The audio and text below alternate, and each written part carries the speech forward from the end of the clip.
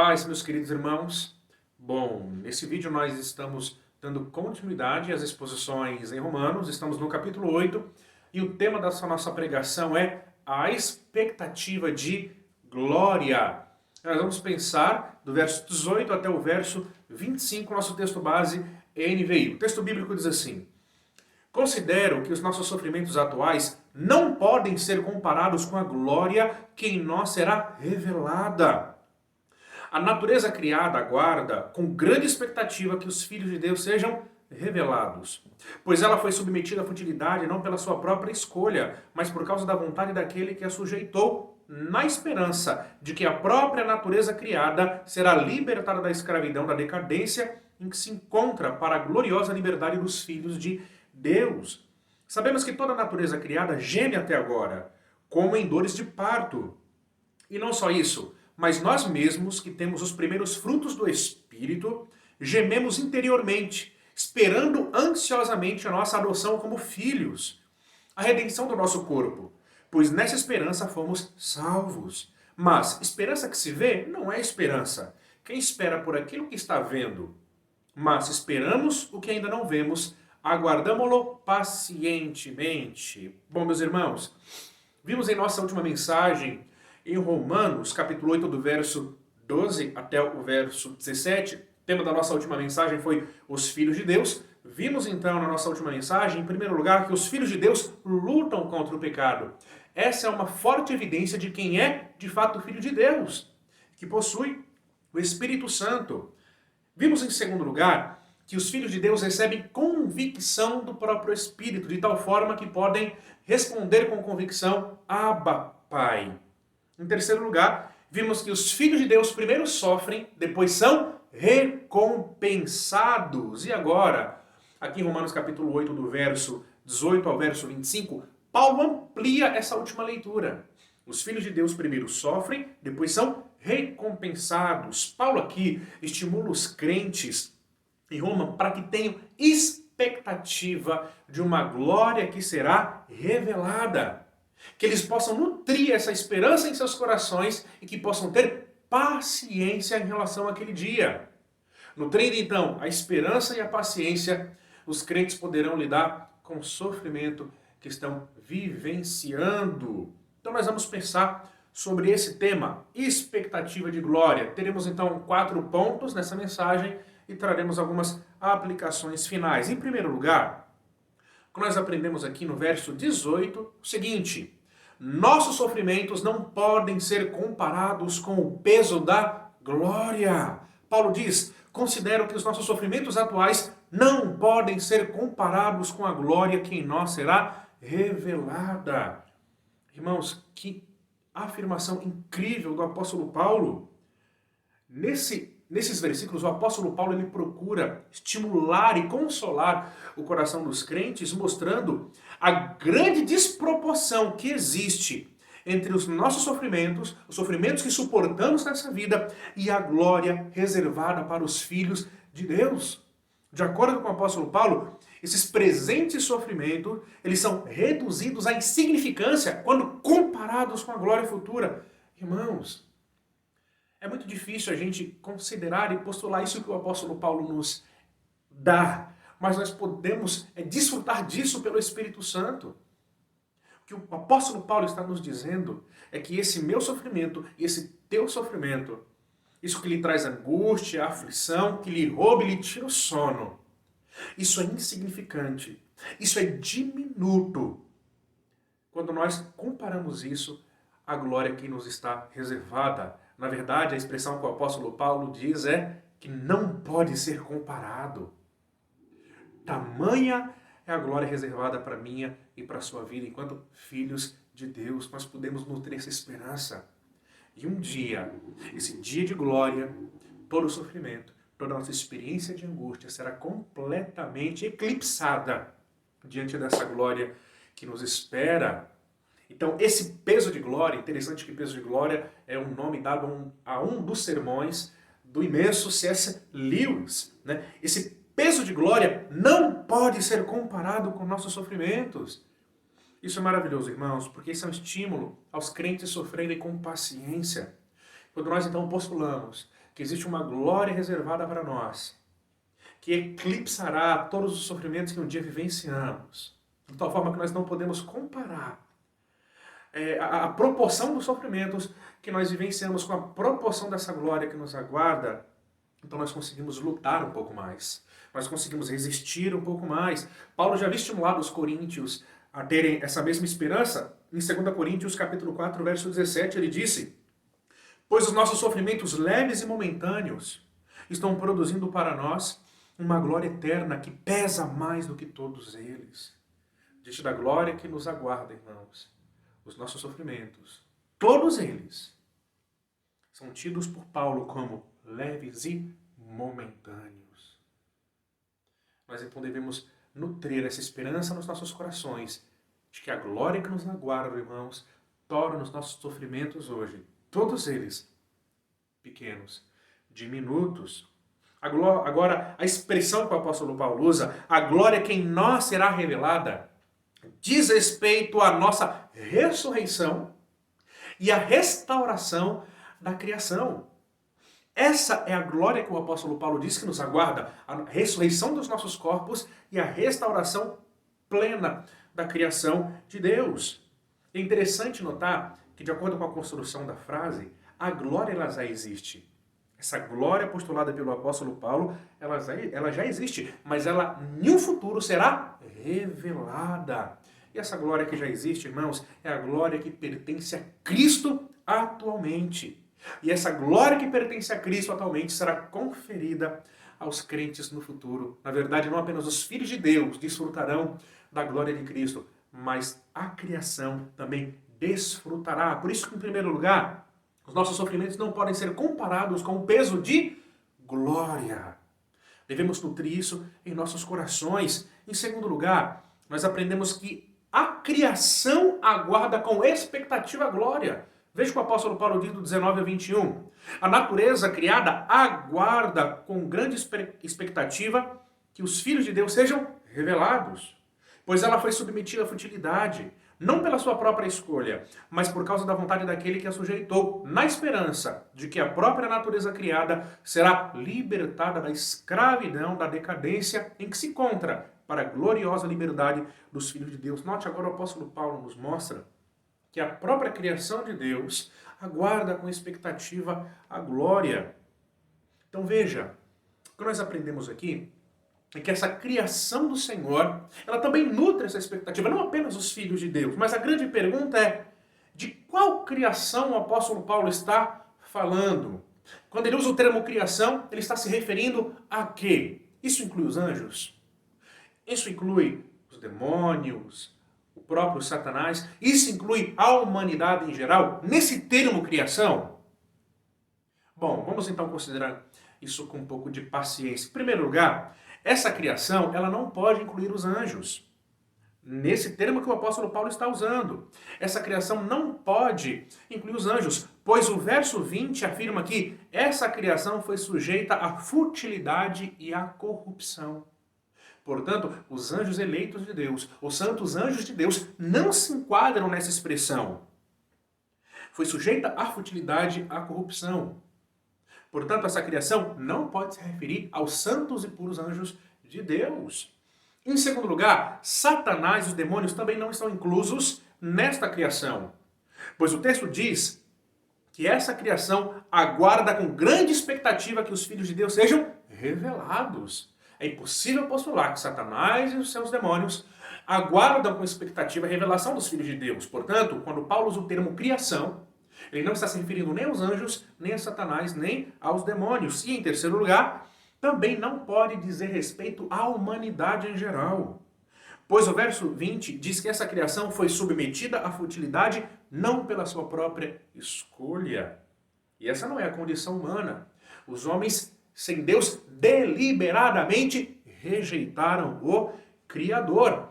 Portanto, irmãos, criação neste texto só pode significar uma coisa, só pode falar sobre o universo criado por Deus, ou seja, a criação não racional, terra e céus.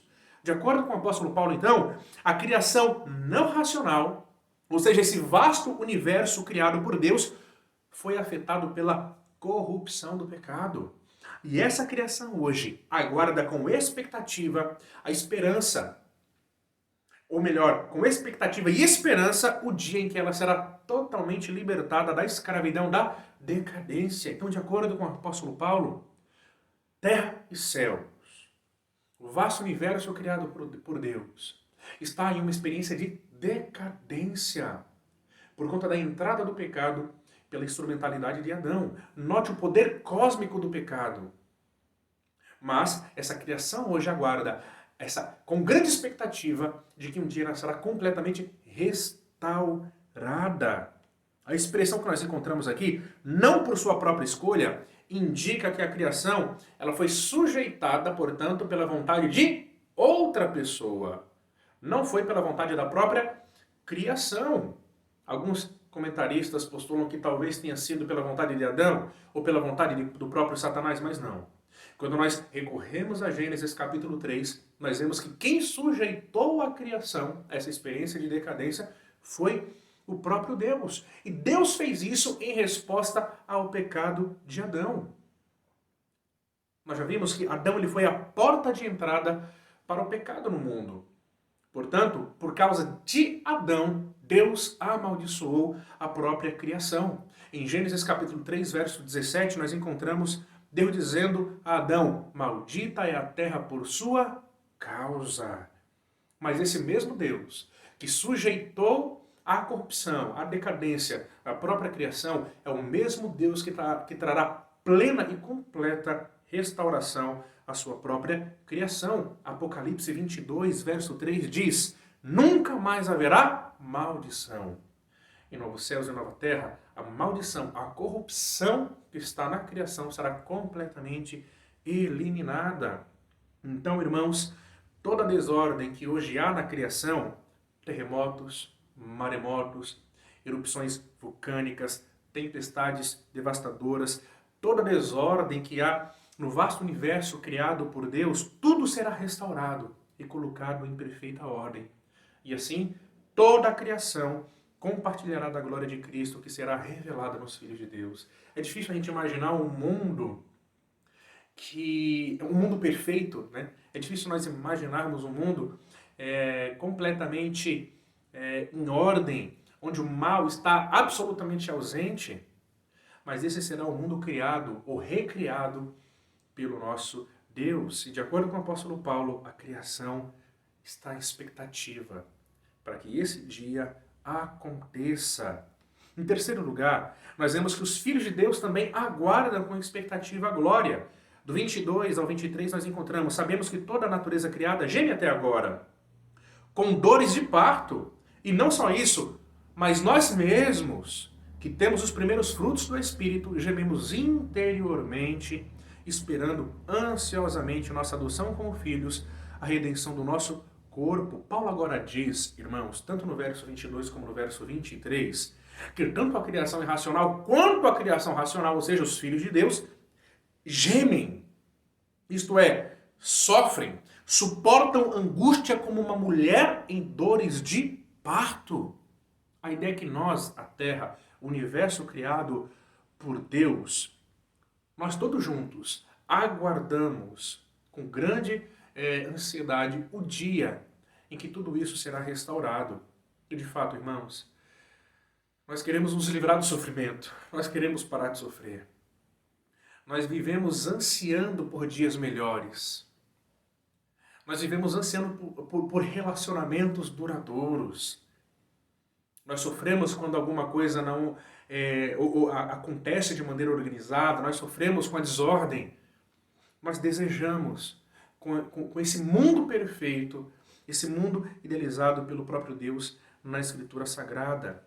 Isso um dia acontecerá. Nós podemos nutrir com segurança esse dia de glória, onde nós e a criação de Deus viveremos de maneira perfeita. E a ideia é essa: nós devemos nutrir a esperança de que no futuro Deus trará à luz como um bebê vem ao mundo. É muito interessante essa analogia, como a mulher em dores de parto.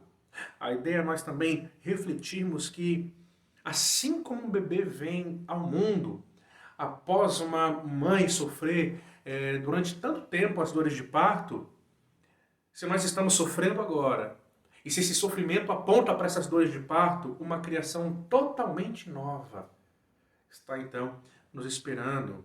Portanto, se há dores de parto, haverá vida totalmente nova. Nós podemos aguardar por isso. Sofrendo, nós já estamos. Nós já estamos experimentando dores de parto, não apenas nós como filhos de Deus, mas a própria criação. Isso significa que logo, logo, nós teremos a oportunidade de ter a experiência de desfrutarmos de algo completamente novo, criado pelo nosso próprio Deus. Agora veja, não são todos os seres humanos que aguardam com expectativa o dia em que Deus irá restaurar todas as coisas. Mas de acordo com o apóstolo Paulo nesse texto, somente aqueles que têm o Espírito Santo, ou seja, somente aqueles que têm as primícias do Espírito ou os frutos do Espírito, somente os filhos de Deus. Não são todos os seres humanos, mas somente aqueles que têm o fruto ou os frutos do Espírito Santo. Note, irmãos, o apóstolo Paulo coloca aqui o Espírito Santo como um dom escatológico. O Espírito Santo nos foi dado como garantia de que todas as coisas serão restauradas. Se eu e você temos o Espírito Santo em nós, isso é a mais clara e evidente garantia que Deus nos dá de que todas as coisas serão restauradas. Então o Espírito Santo ele nos estimula a crer que um dia nós desfrutaremos de maneira completa de nossos direitos como filhos. O Espírito Santo nos estimula a crer que um dia os nossos corpos serão totalmente redimidos. Essa é a ideia que o apóstolo Paulo tenta nos passar aqui, irmãos. A ideia é que nós já somos eternamente filhos de Deus. Mas ainda assim haverá uma consumação de todas as coisas, onde nós vamos desfrutar para sempre desse benefício de sermos filhos de Deus. Nós então receberemos um corpo glorificado e imortal e viveremos com o nosso Deus por toda a eternidade. Portanto, não apenas a criação tem expectativa desse grande dia, onde ela será completamente restaurada, colocada em absoluta e total ordem, mas também nós, como filhos de Deus, aguardamos com grande expectativa esse grande dia. Hoje nós sofremos, nós gememos como uma mulher em dores de parto, mas haverá um dia, irmãos, que nós iremos nos alegrar, porque desfrutaremos de uma criação totalmente restaurada. Os nossos corpos também serão absolutamente restaurados. Em quarto e último lugar, o que nós aprendemos aqui é que a esperança e a paciência são fundamentais para aqueles que aguardam a glória. Do 24 ao 25, Paulo diz: pois nessa esperança fomos salvos, mas a esperança que se vê não é esperança. Quem espera por aquilo que está vendo? Mas se esperamos o que ainda não vemos, aguardamo-lo pacientemente. A ideia é que nós já fomos salvos, mas nós nutrimos esperança da consumação de todas as coisas. É importante que nós tenhamos esperança, como afirma o apóstolo Paulo. Interessante que sobre esse texto, Calvino, ele afirmou o seguinte: a esperança traz consigo a paciência. Portanto, trata-se de uma apropriada conclusão. Qualquer promessa do Evangelho referente à glória da ressurreição desaparecerá se não passarmos nossa vida presente a suportar com paciência a cruz e as tribulações. A esperança, ela é fundamental. Sem esperança, nós não temos estímulo para continuar lutando. Sem esperança de glória, de que um dia todas as coisas ficarão bem, nós não temos estímulo para levantar mais um dia e continuar lutando. Nós não temos estímulo para lidar com tantos sofrimentos, com a complexidade da vida humana. Mas se nós nutrimos esperança em nossos corações, de que essa glória será revelada, de que a criação será consertada, e de que nós seremos completamente restaurados e redimidos, irmãos, a gente tem ânimo para acordar mais um dia e lutar um pouco mais. O Evangelho nos convida a termos essa esperança. E devemos então ter paciência. Devemos pacientemente aguardar esse dia magnífico.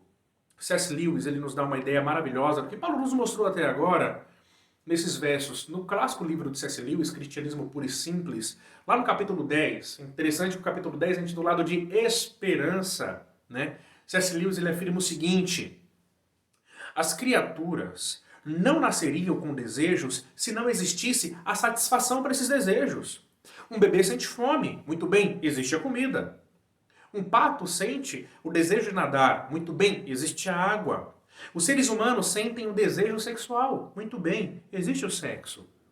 Ao descobrir em mim um desejo que nenhuma experiência deste mundo poderia satisfazer, a experiência ou a explicação mais provável é que eu tenha sido feito ou criado para outro mundo.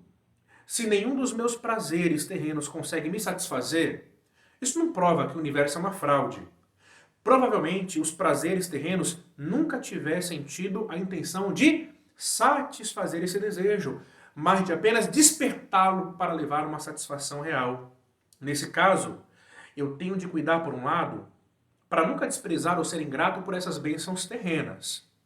E por outro lado, nunca tomá-las equivocadamente por algo mais do que elas são. Meras cópias, eco ou miragem. Eu tenho de manter vivo em mim o desejo pelo meu verdadeiro país de destino, aquele que não encontrarei antes da minha morte. Nunca devo deixar que ele me sufoque ou fique de lado. A jornada para este outro mundo e a ajuda para que outros façam a mesma coisa deve se tornar o objetivo principal da vida. Note, irmãos, C.S. Lewis ele basicamente resume o que o apóstolo Paulo nos mostrou. Se nós sentimos um desejo que nada nesse mundo pode nos satisfazer, isso significa que nós somos criados para outro mundo. Compramos um carro, logo abandonamos de canto, né? Compramos um celular que tanto desejávamos, logo colocamos ele de lado. Compramos algo que nós achávamos bonito, né? Desejamos a beleza, almejamos a beleza, logo aquilo é posto de canto. Significa que nada neste mundo vai satisfazer, irmãos, o nosso coração, porque nós somos criados para uma outra pátria.